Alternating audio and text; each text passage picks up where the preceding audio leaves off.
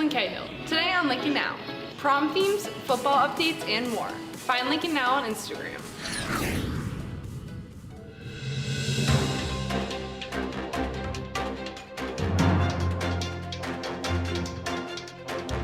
Live from Gahanna, WGLH-TV presents Lincoln Live with William Wida and RJ Rice.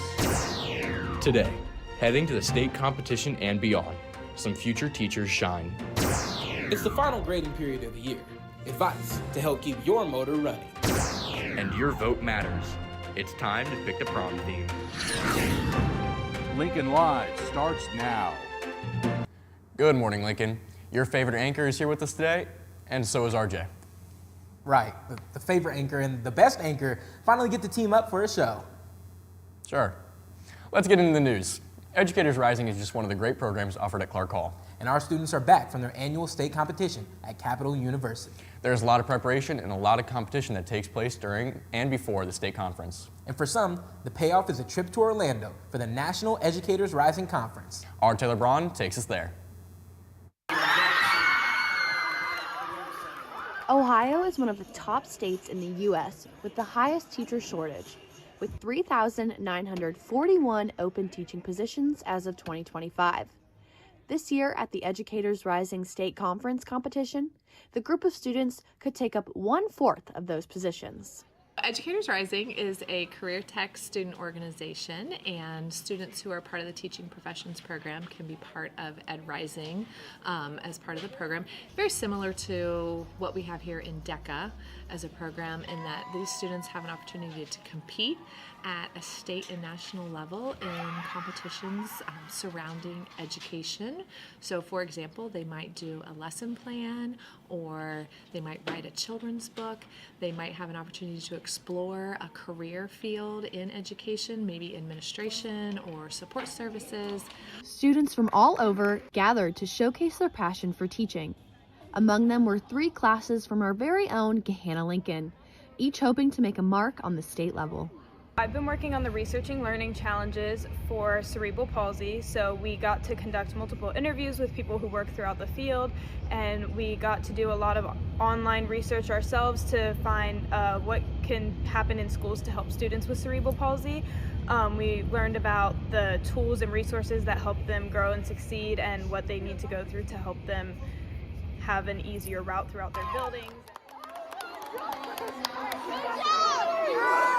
Here we are witnessing some of the brightest future educators showcasing their skills and passion for teaching.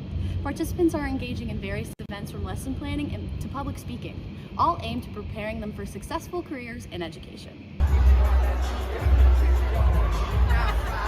This competition is really important because it kind of shows us different careers. There's options for that in lesson planning, so we kind of get an idea of what different careers or what it would be like to lesson plan for a real class. And we get to compete, and it's really cool because if you place top 10, you're a national qualifier, so you can go into nationals presenting the same project. And it just brings everyone together who wants to be a future educator. Ed Rising is not just about competing, but about learning more about the education field and what all it takes. Students are coming out of this competition with more knowledge and confidence in their abilities to leave a positive mark in the world of education. This is Taylor Braun for Lincoln Live. Now let's take a look at some of the top Gahanna finishers from the Educators Rising State Conference. Congratulations go out to Pearl Nemo, who are in first place in exploring administrative careers. Also, for their interactive bulletin board, Ella Mercer and Sydney Novotny earned a gold medal. Congrats to them. Let's not forget Bobby Ensign and Audrey Gillette, who placed a 3rd place prize in Ethical Dilemma, so that sends them to the national competition. Also, placing 5th in the Researching Learning Challenges category were Izzy Cessna and Sadie Lonsborough. You should see the complete list of placers scrolling at the bottom of the screen throughout the show. Congrats to them. We caught up with a few of them to see how they felt. It was a fun experience, and I learned a lot about, professionalism and ethics within education. It was very nerve-wracking, but after I did it, I was very calm, and I was happy with my performance. Even though there were some technical difficulties, it still ended up being okay. I got 1st place, And we got 3rd, and we're going to nationals in Orlando, Florida. Woo! Prom is just around the corner for upperclassmen. It is more than just a night of celebration and dancing. It's a culmination of memories, friendships, and experiences that define our high school years. This year, the Student Council is embracing themes that reflect the interest of students. Here's Gabby Donaldson to share the prom themes and voting details. Today is the last day to vote. It's in the juniors and seniors Google Classroom. The themes are Wicked, Galaxy, Neon, Under the Sea, and Grease. Your votes really matter so we can make a decision for the end of the week. Thank you so much and please vote. With the summer season approaching, so is the opportunity for summer jobs. Tomorrow from 11 to 1:15, local businesses that are hiring for summer and seasonal jobs will be in the gym. This event is open to all students who are interested. Make sure to bring copies of your job fair information sheet to hand out or fill out a blank one that will be provided to you at the fair. Here in the studio today with some more school news, we have our very own Chubson. Chub Diddy. Lil Huddy. All right, guys, I think they get it. Yeah, take it away. The last 9 weeks of the school year can bring many distractions. The weather gets warmer, spring sports begin, and the thought of school ending can make it hard on students to get the work done. The Taylor Neer has the story about how students need to finish the last quarter of school. Fourth quarter is upon us, and every student in our school needs to make sure they stay focused and get all their work done. To my seniors, it is extremely important for you to finish strong in fourth quarter. Graduation is the hallmark of high school, the educational experience in high school. And so everybody wants that opportunity to walk across the stage, receive their diploma, and finish. For the seniors, our class of 2025, fourth 9 weeks is very important. You have a lot of classes that are required for graduation that you don't want to slip up and let that GPA drop down or let that course grade drop to the point where graduation is getting in question. As Ms. Williams says, you gotta lock in. Though the end of the school year focuses a lot on seniors, underclassmen, there are things you need to remember too. It is important that in this quarter we all buckle down, stay focused on our classes, arriving to class on time, staying in class, engaging in the learning, and finishing our assignments on time. Deadlines are there for a reason, and it's important that we meet those deadlines as students because our teachers work extremely hard to be sure that they get you quality feedback back in a timely manner so that way you can improve. We all know our administrators want us to finish our work. What do some of our students think?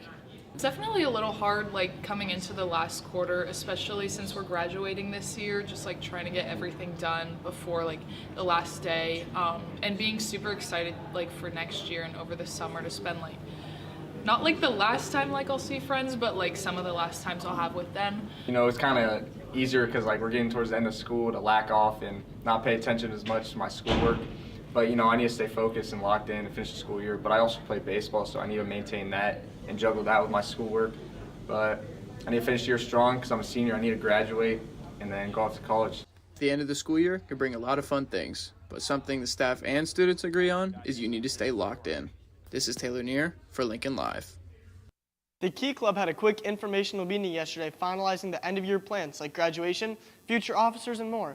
If you missed the meeting, we spoke with Key Club Vice President Dina Tillahun to get the information you might have missed yesterday. Here she is.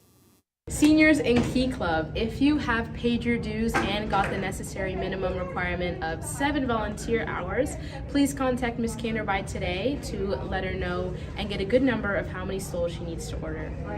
And also, anyone interested in running for being a Key Club officer for the 2025 to 2026 school year, all the information is on Google Classroom along with the application info and the Google form. Thanks, Dina. Well, that's all the news that I have. Flipping it back to Will and RJ. Thanks, Hudson.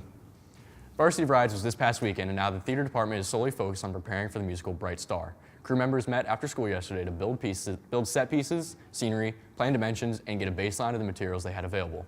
Here's shop foreman Audrey Gillette explaining the build crew's crucial role in the production process and how you can join.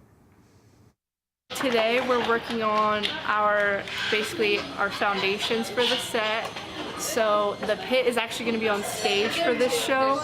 So we're building all the platforms of where the pit's going to sit on stage. And then eventually we're going to make a 2-story platform.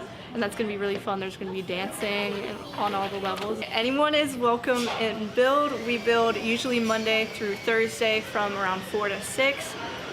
Again, anyone is welcome. It's super fun. Thanks, Audrey. I think that's just about all we've got. I know you hate to see us go. I think they'll get over it. See you next time. Bye. Bye.